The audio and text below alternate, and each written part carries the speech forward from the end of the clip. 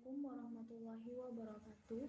Yang terhormat Bu Eni Yulianti, MSI selaku pembimbing saya. Yang terhormat Bu Himatul Baroroh, MSI selaku penguji saya. Saya Novita Indriana Puji Astuti dengan NIM 176300886. Di sini saya akan mempresentasikan proposal saya yang berjudul pengaruh perbedaan konsentrasi 3%, 5%, 7%, 9%, dan 10% ekstrak daun kelor pada gel hand sanitizer terhadap aktivitas antibakteri.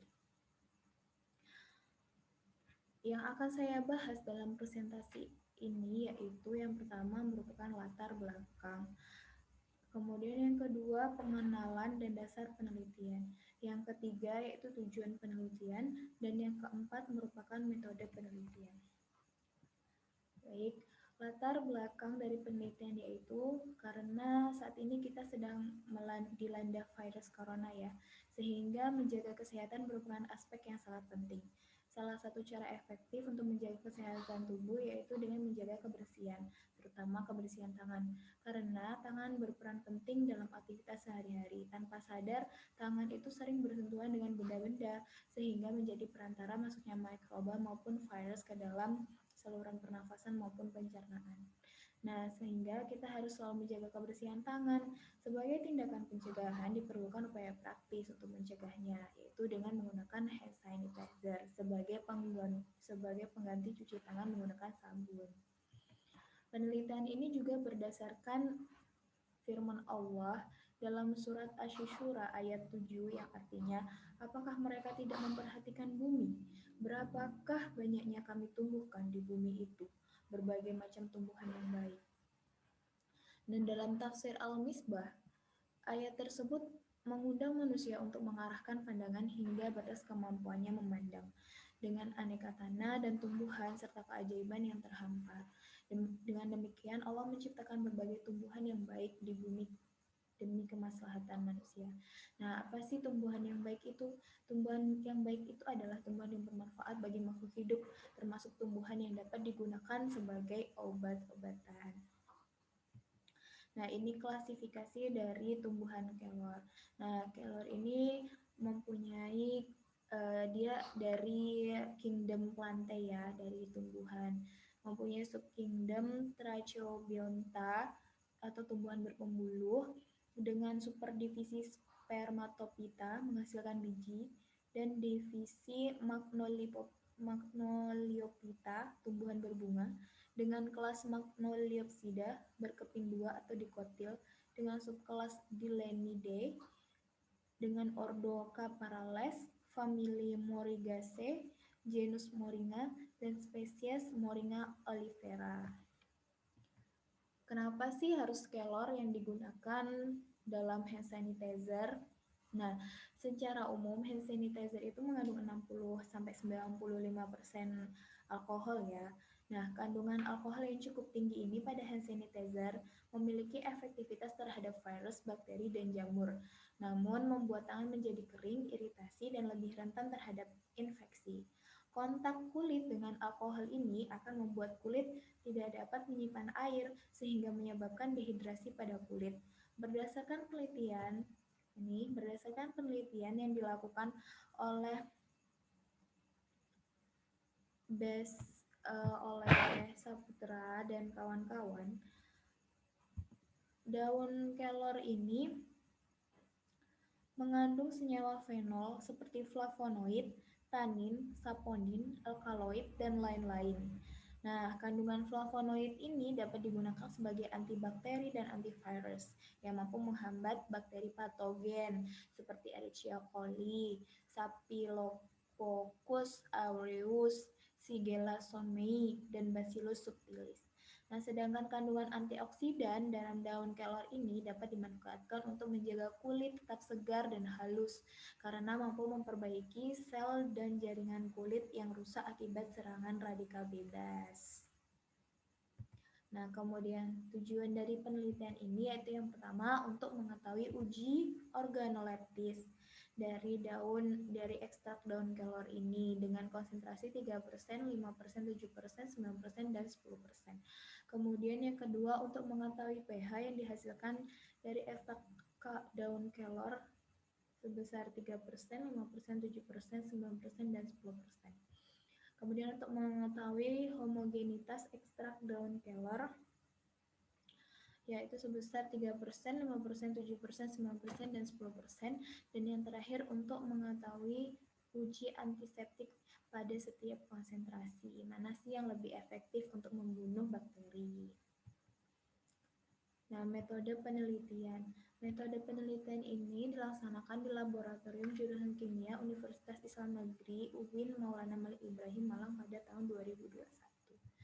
Alat-alat yang digunakan pada penelitian ini yaitu neraca digital, rotary vacuum evaporator, vacuum filter, Elemayan, corong kaca, pengadu kaca, blender, magnetic stirrer, viscometer, Brockfield, PTN04, pH meter. Bahan-bahan yang digunakan dalam penelitian ini yaitu daun kelor, pastinya karbopolimer 940, TEA, etanol 90%, gliserol, propylen glikol, potilen glikol, polietilen glikol, aquades, dan krim agar. Nah, ini yang pertama adalah cara kerja dari penelitian ini. Yang pertama adalah merupakan preparasi dari daun kelor itu. Nah, preparasi daun kelor ini dilakukan dengan cara daun kelor ini diambil 600 gram, dicuci hingga bersih, kemudian dijemur tanpa langsung di bawah sinar matahari. Dibiarin diangin-anginkan kurang lebih selama 3 hari. Kemudian di blender atau ditumbuk, kemudian di mash, disaring hingga 500 mash. Kemudian step yang kedua yaitu ekstraksi daun kelor. Nah, hasil dari preparasi itu yang sudah ukuran 500 mash diambil 100 gram, kemudian dimasukkan ke dalam air Lemayer, lalu ditambahkan etanol 96% sebanyak 300 ml. Kemudian direndam selama 24 jam dan ditutup menggunakan aluminium foil dan disimpan di tempat gelap. Nah, hasil rendaman filtrasi dengan vacuum filter kemudian dievaporasi dengan menggunakan vakum rotary evaporator dengan suhu 79 derajat Celcius selama 6 jam. Nah, hasil evaporasi ini berupa ekstraksi kental, kemudian dipindahkan ke dalam botol kaca dan disimpan di tempat gelap. Nah, kemudian step selanjutnya, langkah selanjutnya itu dengan pembuatan gel hand sanitizer. Nah, yang pertama terus diambil 1 gram karbopol 940, kemudian dilarutkan dalam 20 ml aquades sambil diaduk di magnetic stirrer dengan suhu 40 derajat Celcius. Kemudian ditambahkan TEA sebanyak 1,25 gram hingga berbentuk gel. Kemudian ditambahkan PEG dan PG masing-masing 5% per berat dan 8% per berat. Diaduk hingga homogen, kemudian ekstraknya tersebut ditambahkan pada sediaan gel sesuai variabel. Yang tadi 3%, 5%, 7%, 9%, 10% ya.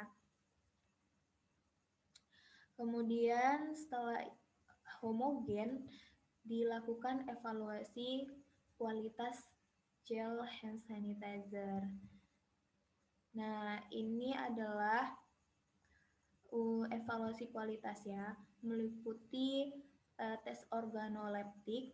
Nah, tes ini itu dilakukan menggunakan indera manusia yang meliputi warna, bau, sifat gel, serta tidak mengandung butiran kasar. Kemudian uji pH. Uji pH ini dilakukan dengan cara ditimbang sebanyak 2 gram hand sanitizer, kemudian dilarutkan dalam 25 ml. Setelah homogen, kemudian dilakukan menggunakan pH meter. Kemudian yang ketiga yaitu tes homogenitas. Nah, tes